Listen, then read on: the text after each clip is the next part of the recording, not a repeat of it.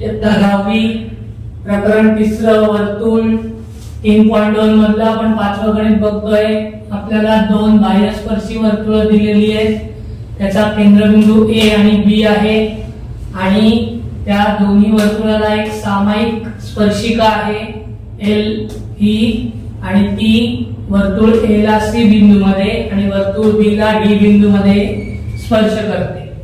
आपल्याला रेख AE बरोबर 4 सेंटीमीटर, BE बरोबर 6 सेंटीमीटर दिली आहे। आपल्याला CD ची लांबी काढायची आहे, साध्य आपलं आहे CD ची लांबी। आपल्याला इथे थोडी रचना करावी लागेल।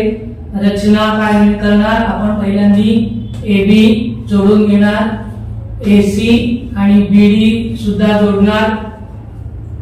जोडून घेणार आणि आपण काय करणार आहोत तर या AB ला C बिंदूतून एक समांतर रेषा काढणार आहोत। ती BD ला काय करते, A बिंदू मध्ये छेदते। मग आपल्याला माहिती आहे बाह्यस्पर्शी जर वर्तुळ असतील तर त्या दोन वर्तुळाच्या केंद्रबिंदूंमधील अंतर हे त्यांच्या त्रिज्येच्या बेरजे इतकं असतं। म्हणून AB बरोबर आपण काय केलं, AE अधिक BE बाह्यस्पर्शी वर्तुळ, म्हणून AB बरोबर 4 अधिक 6 म्हणून AB बरोबर 10 सेमी। आता रेख AC ही काय आहे, CD ला लंब आहे। रेख BD ही पण CD ला लंब आहे।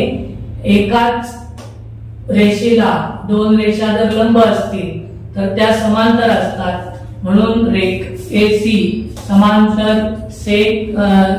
म्हणून रेख AB समांतर रेख BD, रेख AC समांतर रेख BD आणि रेख AB समांतर रेख BC। का ही रचना केलेली आपण, CF AB समांतर CF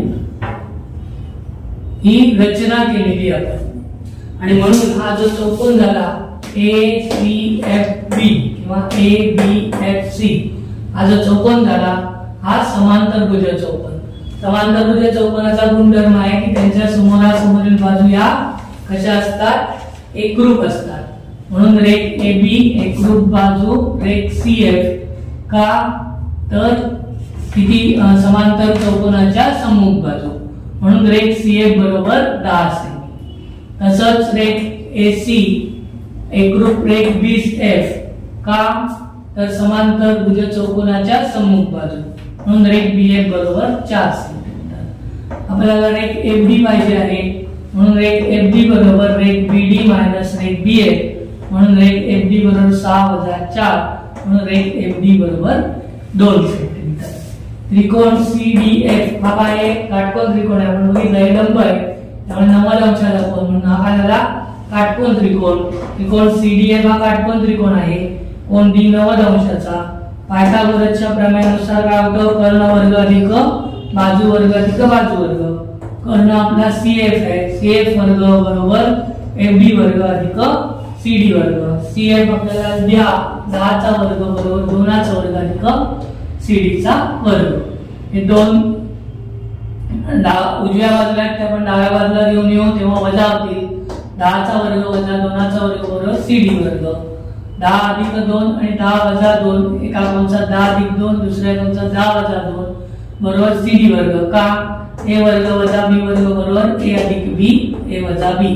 तुम्हाला हे लक्षात नाही आलं तर 10 चा वर्ग करा, 2 चा वर्ग करा आणि त्यांची वजाबाकी करा।